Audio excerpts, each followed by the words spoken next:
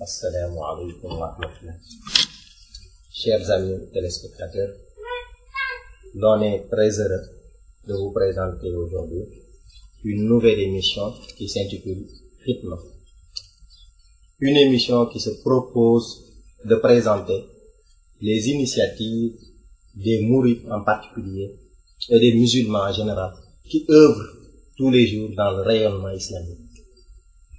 Pour cette nouvelle édition, nous avons l'honneur et le grand plaisir d'accueillir sur ce plateau Serigne Abdou Aziz Mbacké. Serigne Abdou Aziz, qui est le fils aîné de Serigne Bassirou Mbacké, fils de Serigne Mouhamadou Lamine Bara Mbacké, fils de Serigne Touba Khadim Rassoul. Serigne Abdou Aziz est un ingénieur en développement de logiciels informatiques et de bases de données.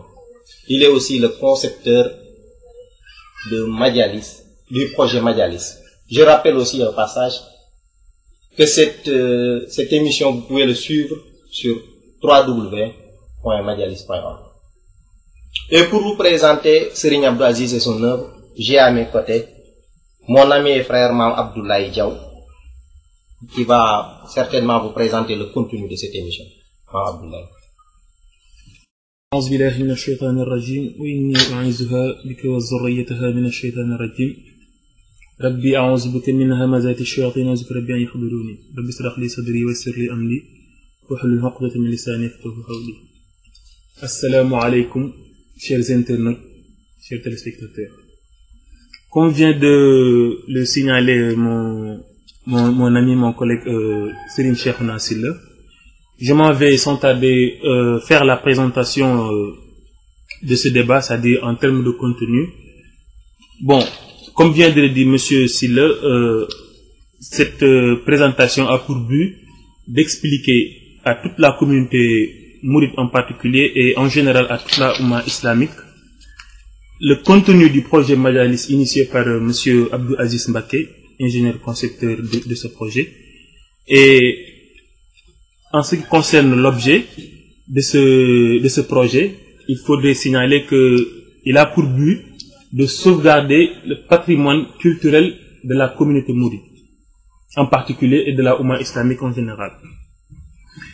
Sur ce, nous allons essayer de faire un bref aperçu de ce débat.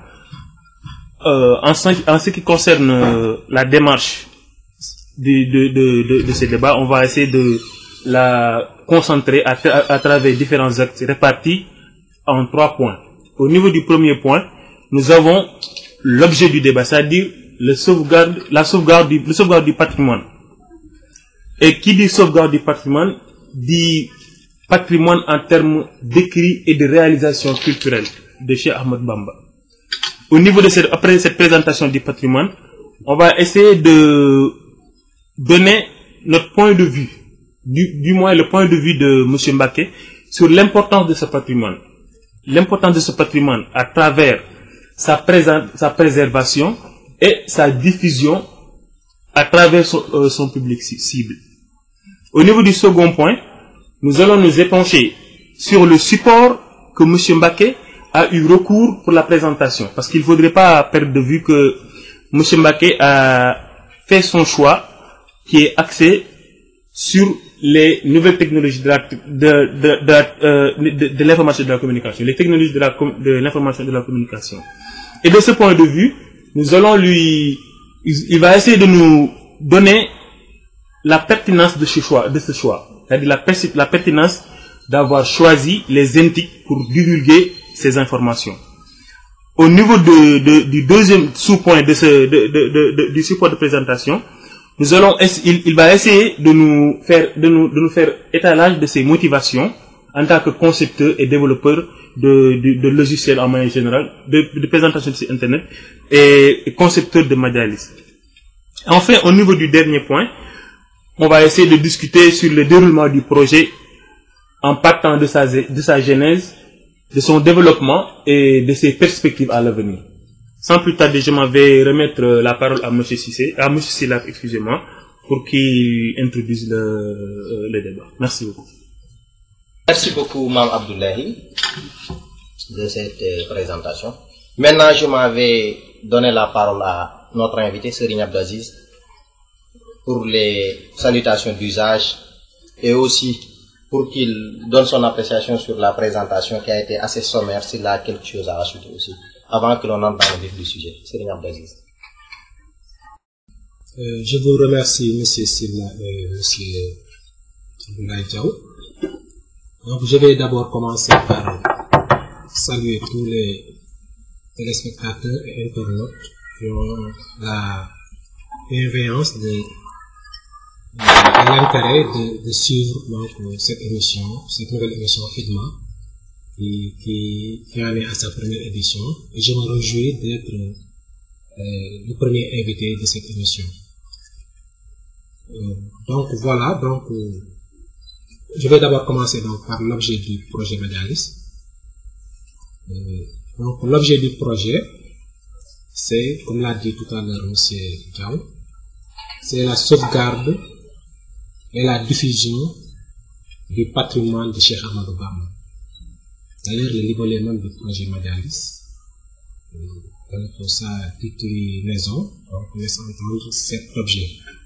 Déclinaison qui est projet de recherche et de diffusion des enseignements de Cheikh Ahmadou Bamba. Avant donc de clarifier davantage ce qu'on entend par patrimoine de Cheikh Ahmadou Bamba, peut-être qu'il serait intéressant de revenir même sur le terme Majalis. Il nous est souvent arrivé d'être interpellé sur la signification et l'origine même du concept Majalis. Le terme Majalis provient, pour ceux qui connaissent, de l'arabe jalasa, qui veut dire, du verbe jalasa, qui veut dire s'asseoir. Et par extrapolation, le terme en est arrivé à signifier des séances d'études où les étudiants, les apprenants, donc, se regroupent autour d'un maître qui leur enseigne les fondements et les préceptes de la religion. De façon ramassée, c'est ça. Maintenant, pour en venir maintenant à notre appropriation de ce terme, donc de son origine arabe, donc, il a été donc wolofisé, si vous voulez. Donc, dans le jargon mouride, on connaît bien les majalis, par exemple. Dans les grandes villes religieuses, il est courant d'avoir des écoles, des séances d'études. Donc, le plus souvent, le soir, où des jeunes adolescents se regroupent autour d'un maître, d'un professeur qui leur apprend les bases de la religion. Voilà. Donc là, ça signifie donc, ce concept donc, sous-entend, par rapport à ce projet, que le but du projet, c'est donc la diffusion de la connaissance de façon globale. Rapportée par rapport au patrimoine de Cheikh Ahmadou Bamba.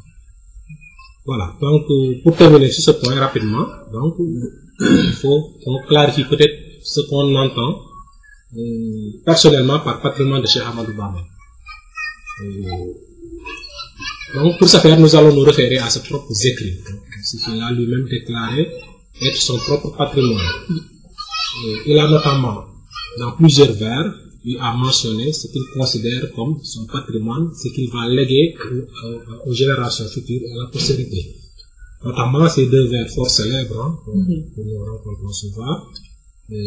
Kadzi, Kitab wal Hadith wal Adab, la jam'u fiddati wa la jam'u zahab. Qu'on peut traduire donc, approximativement par mon trésor, c'est le Coran et la tradition du prophète, et non l'accumulation d'argent ou d'or. Par cette affirmation, par cette assertion, nous pouvons comprendre donc que ce que Cheikh Ahmadou Bamba considère lui-même comme étant son patrimoine et qu'il va léguer à la postérité, c'est l'attachement au Coran et à la sunna du prophète. Dans un autre vers, il nous dit: Inni ujahidu bil hulumi bil tuqa abdan khadiman wal muhaymin shahidan.